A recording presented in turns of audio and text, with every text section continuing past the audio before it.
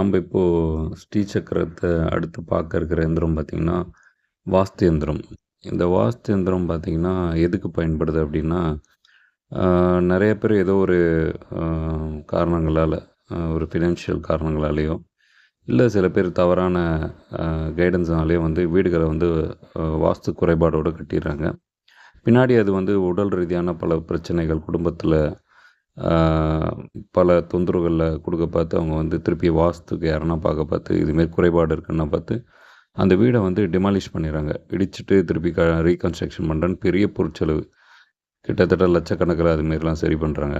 ஆனால் அவங்களுக்கெல்லாம் அந்த வீடுகளோட உரிமையாளர்களுக்கெல்லாம் சொல்லிக்கிறது என்னென்னா, சாஸ்திரத்தில் வந்து வாஸ்து குறைபாடுகளை நிவர்த்தி செய்கிற இயந்திரங்கள்லாம் உண்டு. எப்படியாப்பட்ட வாஸ்து குறைபாடுகளும் நிவர்த்தி செய்கிற எந்திரங்கள் உண்டு, செடிகள்லாம் உண்டு. இப்போ துளசியாக அந்த காலத்தில் பார்த்திங்கன்னா ஒரு வாஸ்து தோஷ பரிகார செடியாக தான் பயன்படுத்துகிறாங்க. பிரபஞ்ச ஆற்றலை தன்னுள் கொண்டு வரத்துக்கான மிகப்பெரிய சக்தி துளசிக்கு உண்டு. அது துளசி வந்து நீங்கள் அடி வாங்கிடுச்சு அப்படின்னா நீங்கள் கண்டுபிடிச்சிடலாம் அந்த இடத்துல ஏதோ ஒன்று இருக்குது நெகட்டிவிட்டின்ட்டு.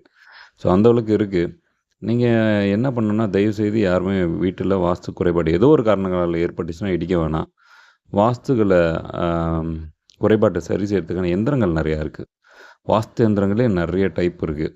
ஒரு உதாரணம் சொல்லணுன்னா, கணபதி எந்திரத்தோட பல எந்திரங்கள் நீங்கள் வாஸ்து எந்திரங்கள் சேர்த்து வச்சிங்கன்னா, ஒரு ஃப்ரேமில் நீங்கள் வச்சு அது கரெக்டான பூஜைகள் கரெக்டாக உருவேற்றி நீங்கள் பௌர்ணமியில் பூஜை பண்ணி கரெக்டாக நீங்கள் அந்த வீடுகளுக்கு நல்ல ஆட்கள், அதை பற்றியான அறிவு உள்ள ஆட்கள் கரெக்டாக அதை செஞ்சு கொடுத்தாங்க அப்படின்னா, வாஸ்து தோஷம் படிப்படியாக குறைஞ்சிரும். அந்த வீட்டில் எல்லாமே நல்லது நடக்க ஆரம்பிச்சிடும். பல மாற்றங்கள் ஏற்படும்.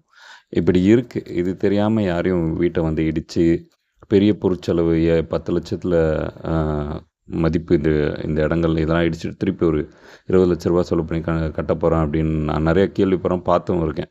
தயவுசெய்து பண்ணாதீங்க அப்படி. அதை பற்றி தெரிஞ்சவங்களை தேடி கண்டுபிடிச்சி பண்ணுங்கள். நானும் இதை பண்ணிகிட்டு இருக்கேன். ஓகேங்களா? நானும் பண்ணிகிட்ருக்கேன். உங்களுக்கு வேணும்னாலும் பண்ணித்தரேன். இல்லைனாலும் நல்ல ஆட்கள் நிறைய பேர் இருக்காங்க, என்னை விட சிறந்த ஆட்கள்லாம் இருக்கிறாங்க. அவங்கக்கிட்ட கூட போய் பண்ணிக்கங்க. பட் ஆனால் இடித்து இடத்தையும் சரி பொருட்செலவையும் தேவையில்லாமல்